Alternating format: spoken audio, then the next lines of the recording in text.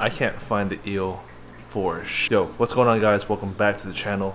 In today's video, we're gonna switch things up right here. So for the past 3 weeks, I've been looking for a particular eel that I wanted to add into this aquarium right here. But unfortunately, everyone doesn't have anything. I hit up a lot of people that know people and people that know people, and I guess Indonesia is just not down to ship certain things. And unfortunately, this eel only comes from Indonesia, so we have to switch things up. So I'm sitting here trying to figure out what we want to do with the 5-footer right here, and I'm thinking I'm gonna do Kerrisons again. Actually, I don't know why I said I'm thinking. I am doing Kerrisons again because one of the fish is actually right there in that bag. One of the main reasons why I want to do Kerrisons again is because before I used to keep red-tailed barracudas, smaller pairas and stuff, the scombs and all that.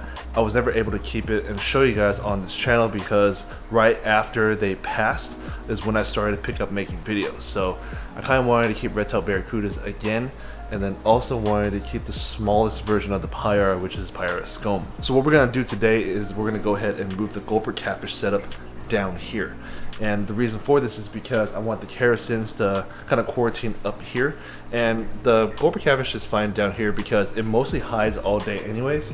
So yeah, it just looks like a super empty tank. Like right now, it looks like there's nothing in here, but the gulper is inside. Also, if you're new to the channel, I have a whole bunch of rice fish in here, rice fish babies, but I'm thinking the gulper catfish should not be able to eat these guys because gulper catfish normally go after huge prey, and for a while now, the gulper catfish has been living with a whole bunch of shrimps, as you can see, and they've been in the tank, they've been perfectly fine. So I'm gonna try and keep the gulper catfish with these rice fish. If they start disappearing or if anything happens, I'll just kind of gather them up and then just donate them to a local fish store. But this should be okay, especially the babies. All these little babies, I'm pretty sure is not going to be able to catch any of them. It's the adults which are hiding somewhere, but we'll see how it goes. Oh, and for all the returning viewers, all the little fish that was in that 40B is all in here right now. So all the cories, the tetras, and the rasboras and stuff, and then some of the gouramis, they're all in that tank. Let me go ahead and show you guys my new pickup. You guys know what that is? It was a fish that really helped my paiara get as big as it got. If you still don't know, that is a pink-tailed chalceus. This is the perfect teacher fish for piscivore Kerrisons because it is the same shape as them. They go for almost any type of food, and it'll literally teach your fish that normally only eat live foods to hit anything that it eats. So as long as that fish sees this fish eat a certain food, it'll usually go after it as well, because this will tell the other fish that, yo, that's food, you can eat that. But without it, it's a lot of training, a lot of fishing wire, and all that stuff. So yeah, I figured it would be a lot easier to just add a pink-tailed chalceus. And it also doesn't hurt that it's a very nice looking fish too. When these guys get bigger, like my old one, it has holographic scales, it looks really nice. And yeah, I think it's gonna be a good addition for the Kerrison tank over here. Anyways, let's go ahead and get started with the draining.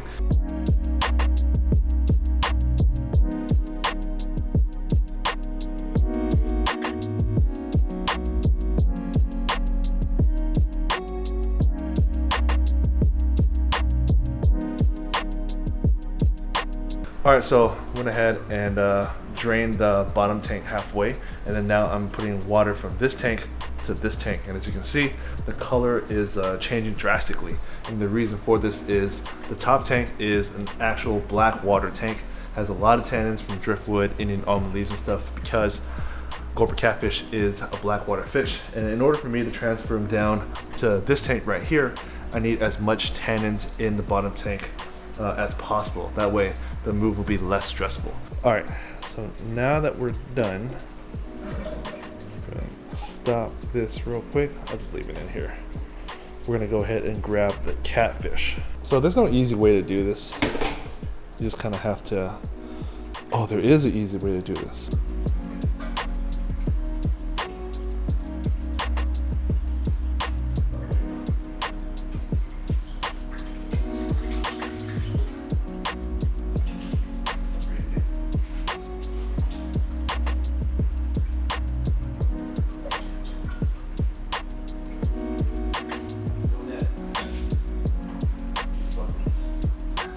Alright, so catfish is inside here. Tank is super cloudy right now.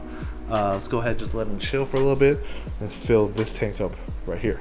Alright, so after getting all of the stuff out, putting it in there, all of the leaf litter, the driftwood left behind, a whole bunch of raw tannins in the water column. As you can see, super cloudy. So what I have to do now is get this water polishing compound, line up the top of my mechanical filtration, and hopefully it'll get all of this gunk out. Okay, so now I have all this filter floss material at the top of my mechanical filtration. Hopefully it gets through this, then down here, and then all through that.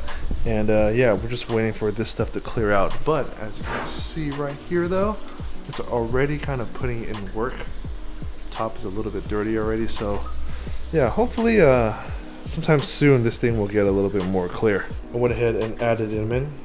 You can see he's right here, chilling. Water is still super cloudy. Well, it's not as cloudy as before, but it's still cloudier than I want it to be. But I still have to clean all the stuff up at the bottom. All that detritus and all that stuff built up.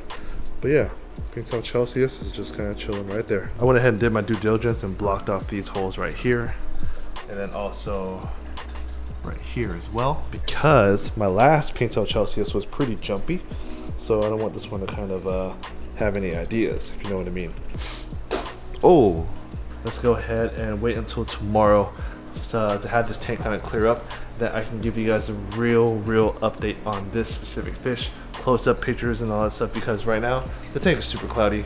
You guys can't see anything, but you guys don't have to wait, because I'm just gonna go ahead and do this and we're clear. There he is, Pintail Celsius, just chilling. I think he's kind of scared right there. I just turned on the lights, so he's a little bit like freaking out and stuff, but you can see him, he's looking pretty good. No damages on him, all scales there. His head's looking good, tail's looking good. Everything is just kind of quarantining in this 40-gallon. I am planning on going to that San Francisco fish store this weekend, so we will be adding more fish in this little quarantine system. I just don't know what they got.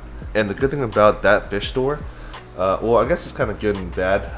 The good thing is all the fish that come in that store usually are in these little containers, little tanks and stuff, so we will definitely be able to quarantine them in this system. But the bad thing is they're too small to go into that tank right there. Let me go ahead and give you guys an update on the catfish. So here he is. So you can see the water is super, actually it's not as amber as it was before, but I'll add more Indian almond leaves. Hopefully it'll be alright.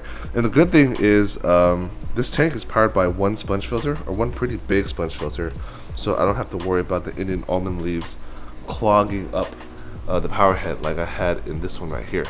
So yeah, that's one of the good things. And I'm starting to notice the fish are they're not doing that bad.